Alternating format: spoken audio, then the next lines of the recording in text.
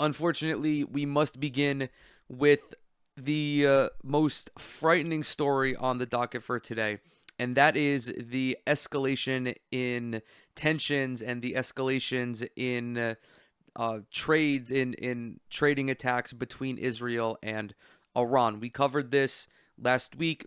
Israel initiated this conflict by striking Iran not only apartment complexes but their military complexes. They targeted political, scientific, and military leaders as well. And since then, both sides have gone back and forth with trading strikes with one another. It is a really frightening moment because we are on the precipice of another global conflict. Israel is, of course, the aggressor in this situation. But Iran is not going to back down. Not only have they been directly targeted by Israel this time, but they have been funding opposition to Israel in other parts of the Middle East. There is no relationship between these two. They absolutely despise one another.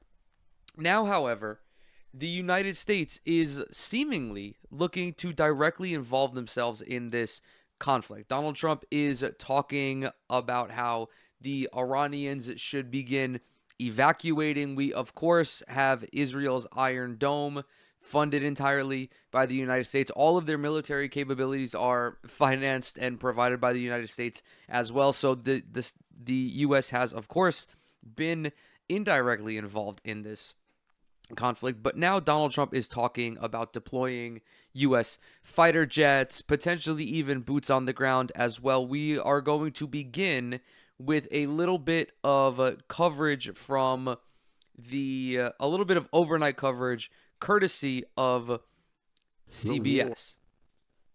Between Israel and Iran intensified through the weekend. The countries are separated by 1,000 miles, with Iraq, Syria, and Jordan in between. After 5 days of attacks, the Iranian Ministry of Health says 224 people have been killed by Israeli airstrikes. In Israel, officials say 24 people have died in ballistic missile attacks, mainly on the cities of Tel Aviv and Bat Yam. Israeli jets have bombed the Iranian capital of Tehran, as well as nuclear installations, including the main uranium enrichment site of Natanz. Our correspondent Deborah Patta is in Tel Aviv tonight. I think something really important to mention about these casualty numbers is that there are civilians being killed in this conflict. There are citizens unjustifiably being killed in this conflict.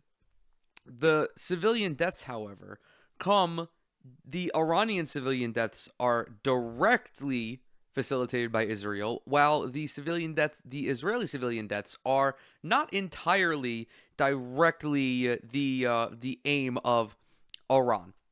Israel, of course, has a penchant for targeting civilians exclusively. Not only have they targeted infrastructure and military installations, they have bombed apartment buildings where these political figures reside, which, of course, if you bomb an apartment complex, you are going to kill civilians. Iran recently has begun to target civilian infrastructure, but the Israeli civilians are subject to be bombed because Israel does this really sinister, they have this really sinister building code where they surround military structure, or they nestle military structures in civilian zones, in residential areas. They use their citizens as human shields, effectively. Their fucking Pentagon is in the middle of a residential neighborhood.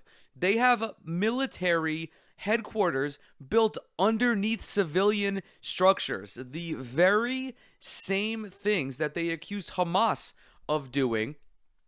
It's pure projection. Keep that in the back of your mind. An Iranian strike deep in the heart of Tel Aviv. For the fifth straight day, the skies above the city lit up as Israel's air defense system intercepted one Iranian missile after another. The arch rivals have been locked in battle, launching tit-for-tat strikes. The Israeli Air Force controls the skies of Tehran, Prime Minister Benjamin Netanyahu said earlier. Not far from Tel Aviv, in the city of Petah Tikva, this is the moment an Iranian missile slammed into an apartment block, killing 4 people. Israeli-American Lihi Greiner was with her husband and 3 children, hiding in their safe room at the time. Even our safe room was shaking. When we entered her apartment, there was shattered glass strewn everywhere. This new war with Iran could go on for a while. Iran Are you prepared for that? is huge. I'm not prepared. I'm just going to go and What makes these bombings of Tel Aviv particularly noteworthy is that Iran has managed to overwhelm Israel's Iron Dome. I was watching Kyle Kalinske this morning in his coverage on the situation, and he highlighted how fighting Iran is way different than dealing with Hamas. Hamas has not been able to target mainland Israel with much consistency because they are effectively using Fortnite weapons. Their arsenal is that of a militia, whereas Iran is a regional superpower with a sophisticated and modernized military. He pulled one video from Twitter that showed the velocity in which one of Iran's new missiles hit Tel Aviv, juxtaposed to that of their older arsenal, and the contrast is stark. This is frightening because we have 2 highly modernized military powers having a hot war with one another. One of those superpowers being Israel, which is a nuclear superpower as well. We have to mention that because who knows if that's on the table or not. We can't rule it out. We cannot rule Israel nuking Iran if they feel that they are pushed to that point. And I'm saying pushed in quotes because, of course, this is a conflict that they initiated. Just tracking back to the Iron Dome for a second. The Iron Dome is not really sophisticated enough, or is somewhat inconsistent when it comes to dealing with this advanced weaponry. The missiles are just too fast. The Iron Dome cannot react quick enough. There was a video of the Iron Dome releasing a missile, and that missile landing back down in Tel Aviv. I run in my little bomb shelter. I'm not prepared for anything. I wasn't prepared for this. The human cost is escalating on both sides, with a far higher death toll in Iran. Thousands of Iranians have been fleeing the capital, Tehran. They are not used to being under attack. This was at the urging of President Trump. That traffic, that gridlock, this logjam is all the result of Donald Trump's gross incompetence and disgusting warmongering. Iran has a population of more than 90 million people. It is an enormous country. 10 million of those people live in Tehran. There are various other metropolitan centers all throughout the country. You cannot just tweet out an evacuation notice at 2 a.m. local time and expect these people to be able to accommodate that. Furthermore, there are people now being stranded on the highway because Israel is targeting energy infrastructure and oil and gas production. There isn't enough, when people run out of gas, there is no fucking gas for them to refuel with. There is fear everywhere, said Zohre Shebelizadeh. We feel like something really bad might happen in the city. Israel has been striking energy and nuclear facilities, and just today, this hit on the Iranian state broadcaster. This is the equivalent of Russia striking the BBC headquarters. This is the equivalent of North Korea striking fucking Fox News, striking the Fox News building in New York City. It doesn't matter that it's state-controlled media. Every fucking media apparatus is state controlled one way or another. It doesn't have to be just like an out and about propaganda network owned by the government, or, you know, or it doesn't have to be a fucking news channel owned and operated by the government.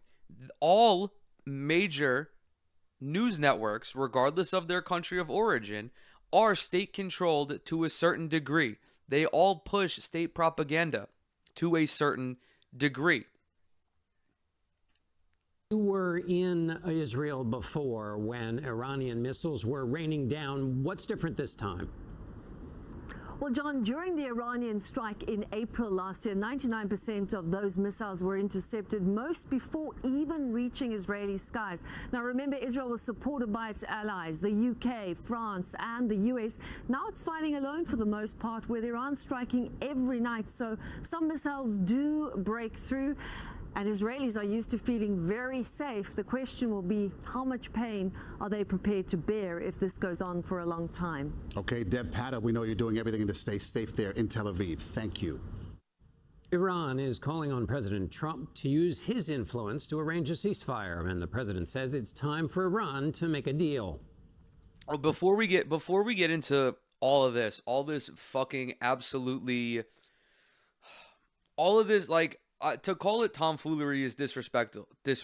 This is just complete and utter negligence from the president of the United States. It is completely unacceptable for any world leader to behave how President Trump is behaving in this situation. He is acting like a fucking baby. He is acting like an incompetent buffoon. He looks like a bumbling idiot. He looks like a bloodthirsty freak. Rewind about 30 fucking years or so. Iran has, according to Western intelligence and the Western media apparatus, been on the verge of building a nuclear bomb for the last 30 fucking years. This propaganda has persisted since 1992, since 4 years before I was even birthed onto this fucking planet. Potentially 4 years or more since even you guys were birthed on this fucking planet. The reason for the reason why the idea of Iran amassing a nuclear arsenal frightens the West so much is pure projection. Western countries, Israel, France, the UK, the United States, they all believe that Iran would use this nuclear weapon. Of course, even though the United States is the only country ever to deploy a nuclear weapon. That is completely, it is just pure Islamophobia. The Iranians themselves believe that building a nuclear weapon would be anti-Islam. It would go against the teachings of Islam.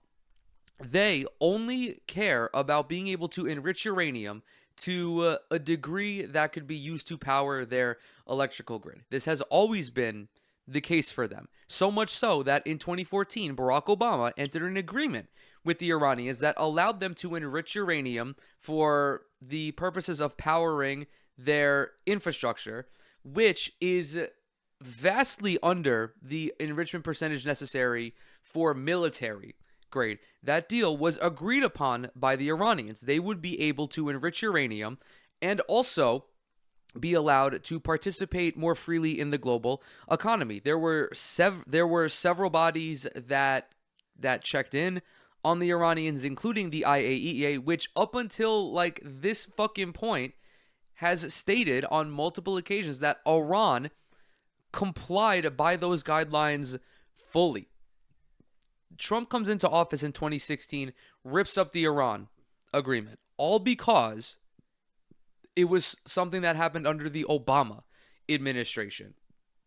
I must clarify, because on multiple occasions I've said that the United States and Iran got back into their agreement. That never happened. That's misinformation on my part, and I apologize for that.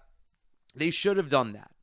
That should have been one of the first things that President Biden did, is restore the Iran nuclear agreement. It is something that both sides believe is beneficial for them. This time around, Donald Trump and all of his fucking dipshits that he surrounded himself with have been basically giving the middle finger to the Iranian government. They now, Donald Trump and his team, say that they can't have any enriched uranium at all, which is fucking insane.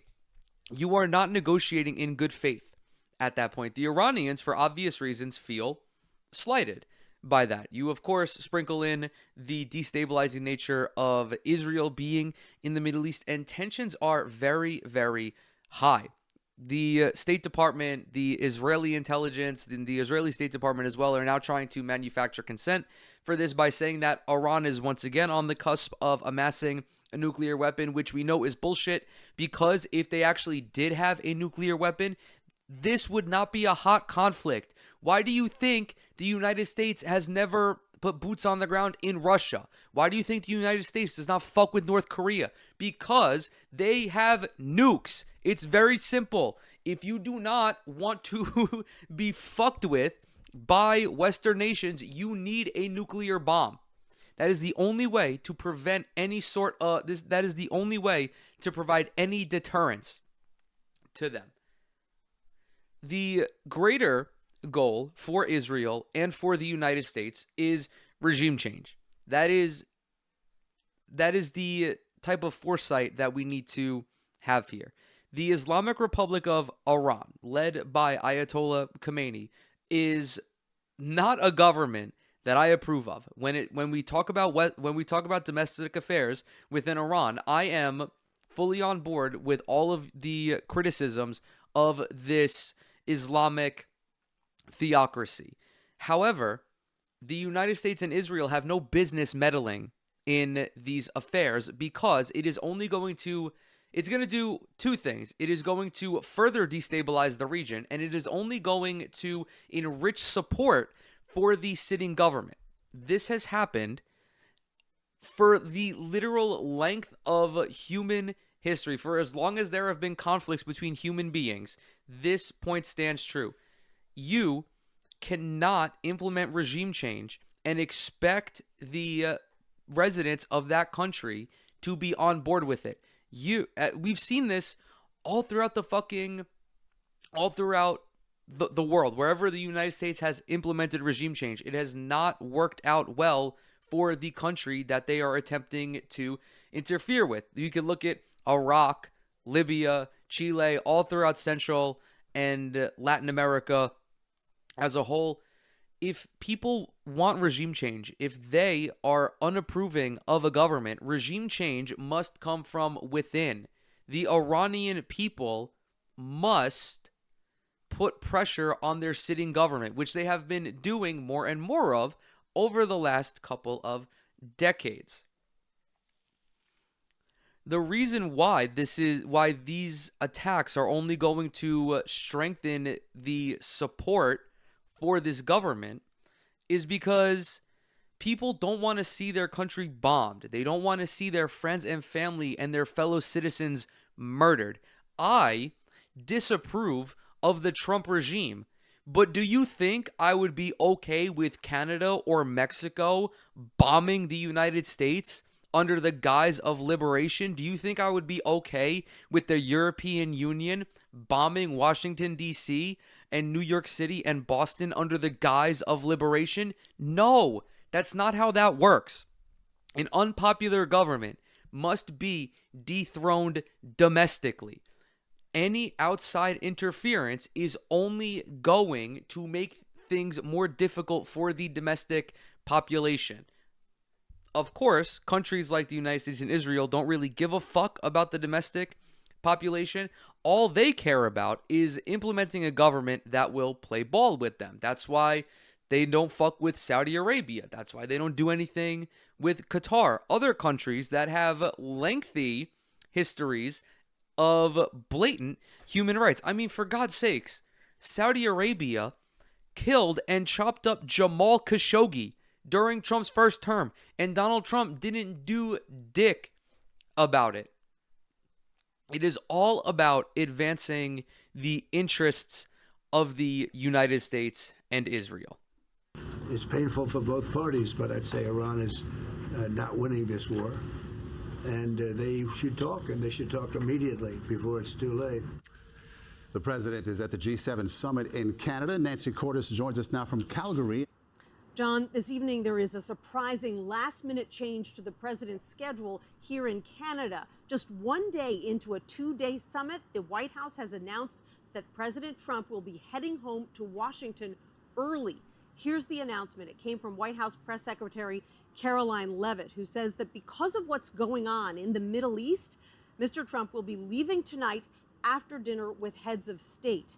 Now, White House officials haven't explained why the president couldn't monitor the events in the Middle East from here in Canada, where he has been meeting with the leaders of the world's largest democracies who are also concerned about this conflict.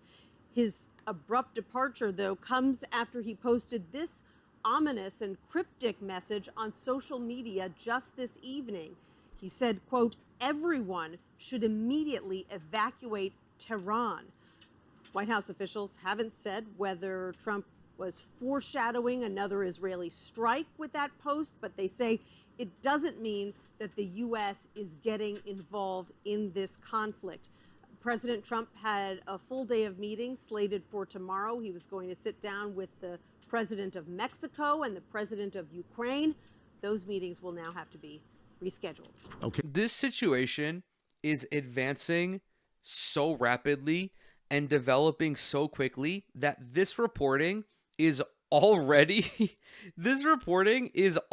out of date, and it's from 18 hours ago.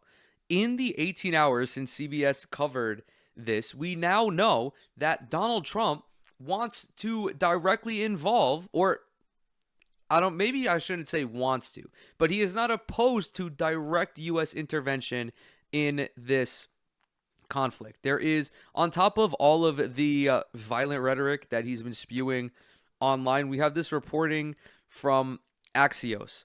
Trump team discusses potential Iran strike in crucial situation room meeting. Yeah, like we have the dumbest motherfuckers getting together and discussing how they can initiate the third world war. You have this fucking this bloated buffoon being president. You have the alcoholic Pete Hegseth, who is probably seeing triple of any fucking document that was signed. You have 5'7" Marco Rubio, who has to sit on a fucking phone book just so that he can be in frame with these baboons. This is, again, courtesy of Axios. President Trump met with his NatSec team in the White House Situation Room for around 1 hour and 20 minutes on Tuesday to make decisions about U.S. policy towards the war between Israel and Iran. Why it matters. Ahead of the meeting, 3 of U.S. officials said Trump was seriously considering joining the war and launching a U.S. strike against Iran's nuclear facilities, especially in the underground uranium enrichment facility in Fordo. This is crucial because Israel does not have the military capabilities to strike the underground nuclear facilities. These are, I believe, 30 to 100 meters underground, and currently the only Western nation with a missile powerful enough to penetrate that deep is the United States. So either way, the United States would be involving themselves in this conflict because they're either going to bomb the nuclear facilities themselves or give those bombs directly to Israel. Trump returned early from the G7 summit to focus on Iran, telling reporters on Air Force One overnight that he wasn't interested in a ceasefire, but a real end to the war and to Iran's nuclear program. This, you're just setting the stage for a bloody conflict. There is no good faith negotiation going on between the Trump team and Iran. To end Iran's nuclear program is to take 3 steps back from the deal that had been facilitated 11 years ago. Keep in mind, the percentage points of uranium enrichment in that original deal was like 3.75. That is enough to power or to sustain the power grid to provide nuclear energy, but well below the enrichment levels capable or the enrichment levels necessary for military use. The White House has discussed the idea of meeting directly with the Iranians this week, but Trump said that would depend on what happens when I get back to Washington. Two Israeli officials told Axios that Prime Minister Benjamin Netanyahu and the Israeli defense establishment continue to believe that Trump is likely to enter the war in the coming days to bomb Iran's underground enrichment facility. So far, the U.S. has helped Israel defend itself from incoming missiles, but declined to take part in offensive operations. What are they saying? Amid growing signs that the U.S. could strike Iran, Vice President J.D. Vance pushed back against criticism from prominent MAGA voices about Trump getting involved in the war. Quote, "The president has shown remarkable restraint in keeping our military's focus on protecting our troops and protecting our citizens," Vance wrote in a lengthy ex-post, stressing Trump's consistency on the Iran nuclear issue. He may decide he needs to take further action to end Iranian enrichment. Let's go ahead and let's read what Vice President J.D. Vance has to say on this, because I assure you, it is fucking trash. Reminder, these guys ran as the anti-war ticket. They were the pro-peace ticket. Donald Trump, a key piece of his campaign was that he's going to end the wars. He's not going to involve the United States in any more conflicts. He is not going to send our young boys and girls overseas to die. He's not going to waste our taxpayer dollars on missiles that are used to kill children and bomb hospitals in the Middle East. And yet here we are faced with a fucking potential global conflict, and the Trump administration is not even entertaining diplomacy. Keep this in mind. It's not like Iran is the belligerent force here. They did not initiate anything in this conflict. They were attacked first by Israel. And instead of Donald Trump trying to be the mediator in this situation, he is stoking the flames of a conflict that would be incredibly violent and unnecessarily bloody.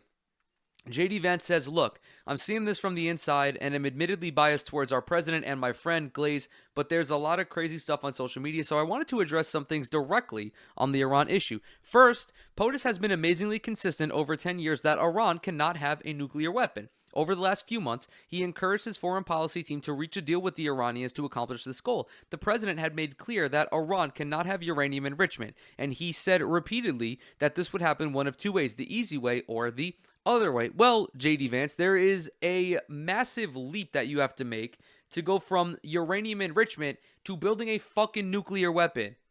You are also complicit in this, J.D. Vance, obviously as the vice president of the United States, but also as the chief glazer of the Trump administration. Second, I've seen a lot of confusion over the issue of quote-unquote civilian nuclear power and quote-unquote uranium enrichment. These are distinct issues. Iran could have civilian nuclear power without enrichment, but Iran rejected that. No, that is simply not what happened. The terms of the deal stipulated very clearly and in no uncertain terms that Iran cannot have any uranium enrichment at all. 0%. J.D. Vance, I ask you, how is it that Iran rejected a deal that didn't even include what you are talking about? Again, 0% uranium enrichment. That is not a deal. That's not a compromise. That is the United States trying to take advantage of a country that they have tensions with. Meanwhile, they've enriched uranium far above the necessary level for any civilian purpose. They've been found in violation of their non-proliferation obligations by the IAEA, which is hardly a right-wing organization. The same organization, by the way, that found Iran was complying with every stage of the original Iran nuclear agreement. Keep in mind, Israel, their nuclear program is completely unchecked. Just going to throw that out there. It's one thing to want civilian nuclear energy. It's another thing to demand sophisticated enrichment capacity. Again, they want civilian nuclear energy, and your dipshit administration is not willing to give that to them. Again, 0% enrichment is what the terms of this deal stipulated. And it's still another to cling to enrichment while simultaneously violating basic non-proliferation obligations and enriching right to the point of weapons-grade uranium. I have yet to see a single good argument for why Iran needed to enrich uranium well above the threshold for civilian use. I'm interjecting here. I have yet to see a good argument for weapons grade uranium enrichment at all. There is no fucking function for it. Either every country has a nuclear weapon or no country has a nuclear weapon. Why are there only 7 nations? I don't even know if it's 7. It might be fewer that have the privilege of having a nuclear fucking weapon. And of course, they're all the countries that I would not trust to have a goddamn nuclear weapon. Israel, the US, Russia, France, all of these fucking countries, all of these goddamn hyper-capitalist countries, these hyper-capitalist imperialist countries should not have goddamn nuclear weapons. Iran, I would feel safer with Iran having a nuclear weapon than the goddamn United States. Because, again, who is the only country ever to deploy the atomic bomb? The United States of America. I've yet to see a single good argument for why Iran was justified in violating its non-proliferation obligations. I've yet to see a single good pushback against the IAEA's findings. Meanwhile, they're so fucking stupid. JD Vance is an Ivy League lawyer. He's an Ivy League educated lawyer, and yet he's just one of the dumbest motherfuckers in the White House. The reason why Iran is now violating their agreement is because the agreement is no longer in place. The agreement has not been in place for almost a fucking decade. If you just kept the agreement in 2016, we would not be here. It really is that simple. Like, politics and fucking geopolitics is sometimes very complex. Understanding the intricacies of a certain conflict zone and all of the proxies and what they're fighting for and who they're funded by, I understand is very complex. This situation, however, is not. This is POL 101.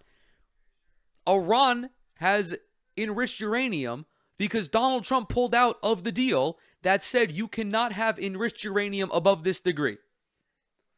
Meanwhile, the president has shown remarkable restraint in keeping our military's focus on protecting our troops and citizens, yada yada. He may decide he needs to take further action to end Iranian enrichment. That decision ultimately belongs to the president, and of course, people are right to be worried about foreign entanglement after the last 25 years of idiotic foreign policy. Wrong, JD Vance, and we will cover this as well. The president, this is not his decision. In fact, this decision ultimately has nothing to do with the president. This is Congress. Congress is the body who authorizes the involvement of the United States in any war. It's the last 25 years of bypassing this rule that leads people to think that President Trump has the say on this. And I will give credit to Thomas Massie in a couple of minutes for being a Republican with a fucking spine, for actually being principled on this issue. Donald Trump is not a fucking dictator. He is not a king. He has not been appointed by God, despite what Mike Huckabee might think. For the United States to involve themselves in any capacity has to go through Congress, not the president. But I believe the president has earned some trust on this issue. And having seen this up close and personal, I can assure you that he is only interested in using the American military to accomplish the American people's goals, whatever he does, whatever his focus is. The American people do not want this, and I have data on that as well. I came fucking prepared today. My sheet of topics to cover is 1.5 pages long, and it's barely ever one, because I wanted to bring everything on display for you guys, because I, unlike the mainstream media, feel that these severe situations require a robust amount of coverage. Trump himself signaled his thinking in a series of belligerent posts on Truth Social ahead of the Situation Room meeting. Quote, "We have now complete and total control of the skies over Iran. Iran had good sky trackers and other defensive equipment and plenty of it, but it doesn't compare to American-made." A few minutes later, he warned Iran's Supreme Leader Ali Khamenei against targeting U.S. forces in the Middle East. "We know exactly where the so-called Supreme Leader is hiding. He is an easy target, but is safe there. We are not going to take him out, in parentheses, kill, at least not for now, but we don't want missile shot at civilians or American soldiers. Our patience is wearing thin." If you don't want missile shot at civilians, why don't you go fucking talk to your Why don't you go talk to your best friend Benjamin Netanyahu, who has killed at least 10 times more civilians than Iran has? In a third post in less than an hour, Trump wrote, "Unconditional surrender" in all caps. He is so beyond unfit for office. It is astonishing. Anything short of impeachment is a failure. I'm going to be exceptionally clear on that. Before we dive into Thomas Massie, in the original video we watched, you may have noticed that they were interviewing an Israeli American citizen.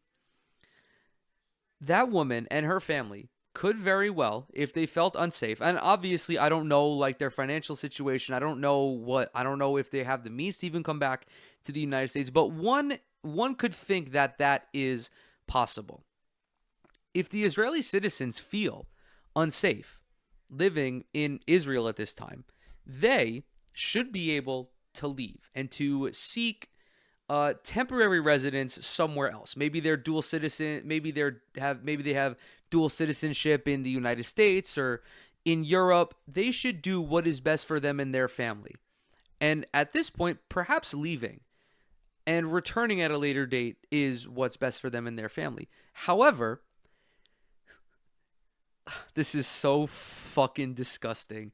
The Israeli government is preventing their citizens from boarding flights out of the country, courtesy of Dropsite News. They quote tweeted a tweet from a new policy. Breaking. Sources tell us that a meeting yesterday between U.S. Ambassador Mike Huckabee and Israeli Prime Minister Netanyahu devolved into a shouting match over Netanyahu's objections to U.S. plans to evacuate our citizens from Israel and the wider region. U.S. officials believe that Netanyahu's objection was predicated on the desire to hold U.S. citizens at risk in order to increase the likelihood of U.S. entry into Israel's conflict with Iran. Benjamin Netanyahu is attempting to take United States citizens hostage, and our government, instead of standing up against this fucking cretin, this ghoul, this sinister, despicable individual, they are getting ready to involve themselves in this conflict offensively. Dropsite News quote tweets, Reuters on the U.S. Embassy in Jerusalem. The embassy is not currently in a position to evacuate Americans or directly assist them in leaving Israel. Israel is currently restricting its citizens from leaving the country, even on repatriation flights meant to bring Israelis home from abroad. According to reports, domestic airlines have been instructed not to allow passengers to board these flights. As a result, planes are leaving Israel empty to retrieve stranded citizens overseas, but are not permitted to carry anyone out of the country. The move appears aimed at preventing mass departures. Israel is obviously holding their own citizens hostage in this situation, subjecting them to potentially getting fucking bombed, all so that Netanyahu can continue his bloodthirsty imperialist quest. This is nothing new, however. In the ongoing genocide in Gaza, Hamas took a couple of dozen Israeli soldiers hostage. Some of those were just Israeli citizens, some of those were Israeli American citizens. And Netanyahu, despite time and time again being offered to do a prisoner swap, elected not to. As a result, multiple dozens of those hostages have died. They have died from the conditions of their imprisonment, directly as a result of Netanyahu's actions. Not only did he refuse to do that prisoner swap, but the blockade of aid, food, medical supplies also resulted in those people dying. Time and time again, hostages held by Hamas have been released in better condition than hostages held by Israel. For God's sakes, dude, Israel raped Palestinian prisoners to death, and they had a whole fucking protest to allow them to do this rape continuously. We have more from Thomas Massie. who cooked with this. He has a fucking spine. Cut to that Onion article. The worst person you know just made a great point. Thomas Massie, Republican from the state of Kentucky, who is one of the few, I don't know if he's like anti-Trump Republicans, but he is definitely not a MAGA Republican, tweeted, "This is not our war, but if it were, Congress must decide matters according to our Constitution. I'm introducing a bipartisan law powers resolution tomorrow to prohibit our involvement. I invite all members of Congress to co-sponsor this resolution." AOC in the comments, signing on. This is some of the most bipartisan legislation I've seen in a while. Thomas Massie follows up this tweet. "I just introduced an Iran war powers resolution with Representative Ro Khanna, who represents Silicon Valley in California, to prohibit U.S. involvement in the Israel-Iran war. This is not our war. Even if it were, Congress must decide such matters according to our Constitution." Several other representatives who signed on include Greg Kassar, Ilhan Omar, Summer Lee, Rashida Tlaib, AOC, obviously, Pramila Jayapal, pardon me. This is, in total, this tweet has, what is it, like 15 co-sponsors, I'd say. Bipartisan. Like, everyone from fucking, Thomas Massie co-sponsored it all the way over to AOC. These are elected officials who recognize that, okay, maybe we're not going to be able to stop this. We're not going to be able to stop Donald Trump's fascism by just fucking tweeting. So let's at least do something and force Congress to intervene and force the courts to intervene. This is something that we've seen all over the country when Republicans have their town halls. Their constituents want them to fight back. This is how you fight back. This is literally Congress's wheelhouse, is to hold the president in check. It is to force the other bodies of government to get involved. If Donald Trump refuses to abide constitutionally, he should be impeached. And I would expect Thomas Massie, along with the likes of Greg Kassar and AOC, to implement that legislation. Rashida Tlaib tweets, "I look forward to supporting this war powers resolution. The American people aren't falling for it again. We were lied to about weapons of mass destruction in Iraq that killed millions, plus forever changed lives. It's unconstitutional for Trump to go to war without a vote in Congress." That is a very prescient point to bring up. The Iraq War, if you're in my age group, if you're an elder millennial, you don't really understand the context of the Iraq War. You were not old enough to fully compartmentalize what happened. You understand that there was a terrorist attack done on U.S. soil, but it's only until later that you find out that Iraq had nothing to do with that. Saddam Hussein had nothing to do with that. Afghanistan had nothing to do with that. It was all Osama bin Laden, Al-Qaeda, and Saudi Arabia. Fast forward 20 years to where we are now. Saudi Arabia is a huge ally to the United States, and the United States supports the Al-Qaeda, the newly established government in Syria that is effectively ran by Al-Qaeda. But the subtext of having weapons of mass destruction was only useful given the 9/11 attacks. The invasion of Iraq was only favorable because of the patriotism that ensued in the aftermath of the 9/11 attacks. However, now, obviously, hindsight is 2020, and there was, of course, a large faction of people who opposed the Iraq War then, recognized that this was entirely unjustified. It was inhumane. It was disgusting. The human toll, the millions of people who had their lives changed, the hundreds of thousands of people who fucking died, all of the folks who were displaced, that would be tenfold if those same operations were conducted in Iran. It is really frightening. I don't have a I don't have a word to describe it right now. The sentiment, I think public sentiment is important for this. Very much like how very few Americans in 2025 support what happened in Iraq. There is a similar number who don't think that the United States should involve themselves in this conflict. This is courtesy of Prem Thakur, who's posting the results of a poll from YouGov and The Economist that asked 1,512 U.S. adult citizens, very simply, should the U.S. get involved in the Iran-Israel conflict? Do you think that U.S. military should get involved in this conflict? 60% of respondents said no. Only 16 said yes. 24% are undecided.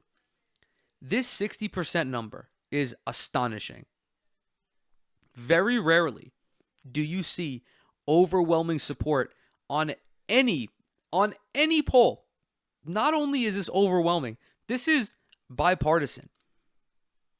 The large portion of Americans do not want the U.S. to participate in this conflict.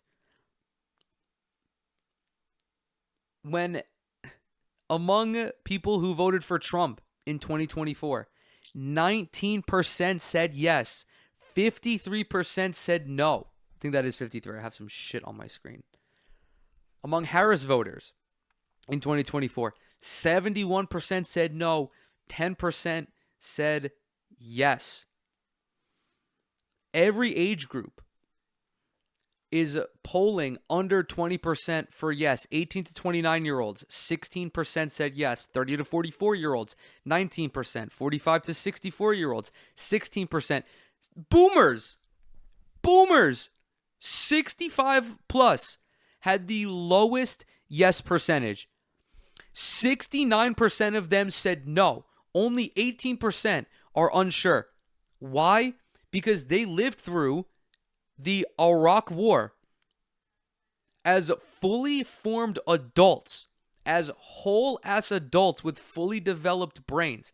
They recognize the similarities in these two wars that people in my age group and people a little bit older than me probably don't recognize.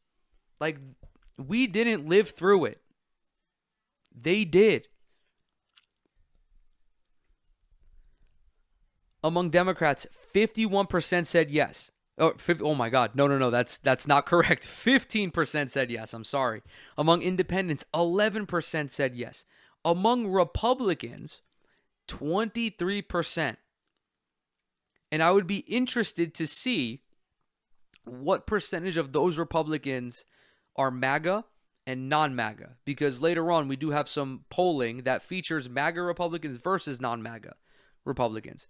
This 23% could very well be skewed by MAGA Republicans who are overwhelmingly who have overwhelming approval of literally anything that Donald Trump does.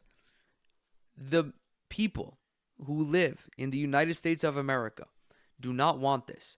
We do not want to see any more unnecessary bloodshed. We do not want to have our young people potentially shipped off to fight in a conflict that is completely unnecessary and completely unjustified. We do not want our young people dying for Israel.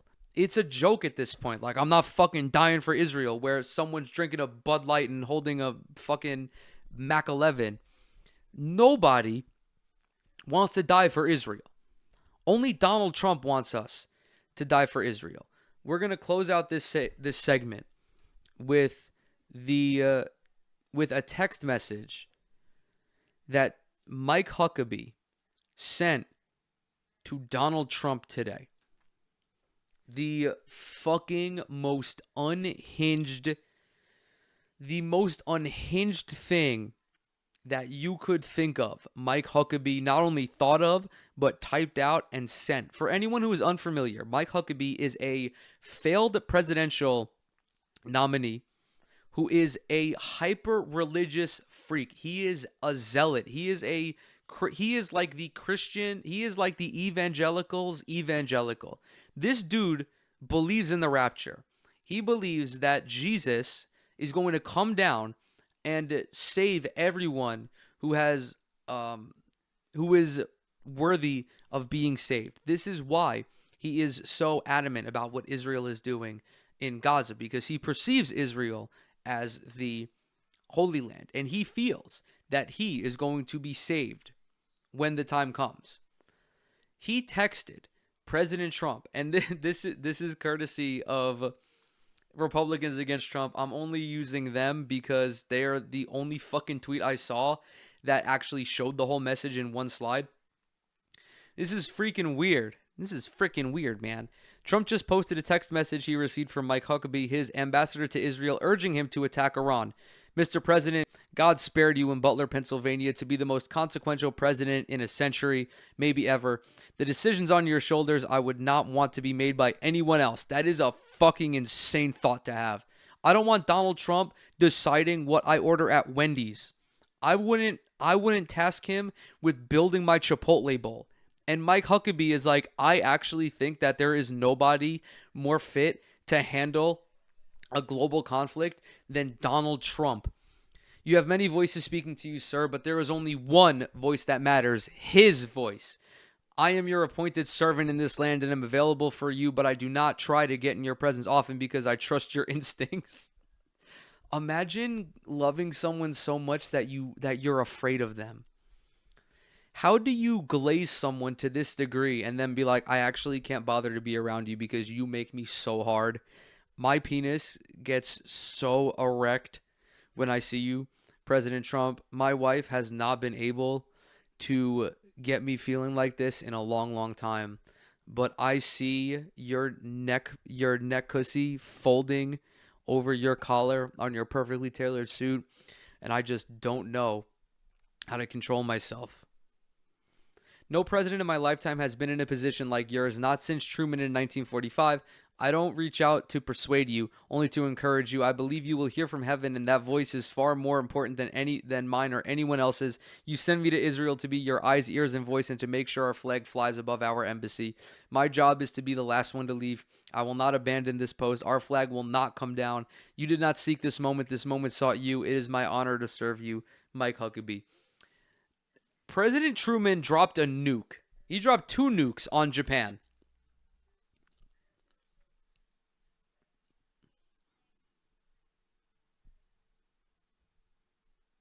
Now that is digested, do you think that Mike Huckabee is against dropping a nuke on Iran? No, because he's a fucking dumbass. Even though dropping a nuke on Iran would make Israel, like, uninhabitable. Israel is in the nuclear blast range. Like, are you fucking stupid? Keep in mind that Harry Truman also unjustifiably dropped a nuke on Japan. The Japanese Imperial Army was more than willing to do a conditional surrender, one that included their leadership remaining in place. And what did President Truman do? He dropped a fucking nuke on them and then let the shogun remain in power anyway. Like, we are reaching like supervillain levels of we are reaching like supervillain levels of incompetence at this point. You should very much be frightened. I'm not trying to be a doomer here, but what is happening in the Middle East right now should definitely concern you. And if there is anybody who is continuing to defend this erratic behavior, if there's anyone who's like condoning this behavior, they're unreasonable.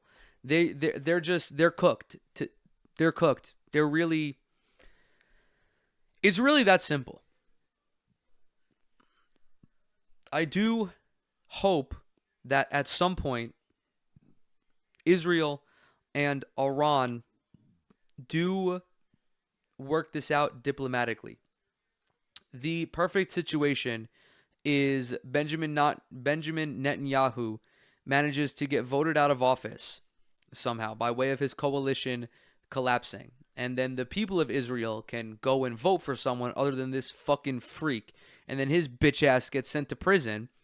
And the replacement prime minister ends the genocide in Gaza and finds diplomatic resolution with the Ayatollah, with Ayatollah Khomeini.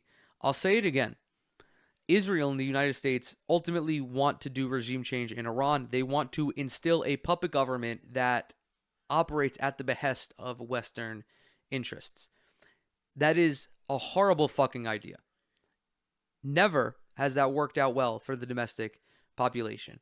If the United States and other Western countries actually cared about the people living in Iran, they would not meddle in any of their domestic affairs. They would allow the Iranian population to apply pressure on their government and stage a coup domestically, institute regime change domestically by using their power as the people of Iran, not by having foreign powers drop fucking bombs on them.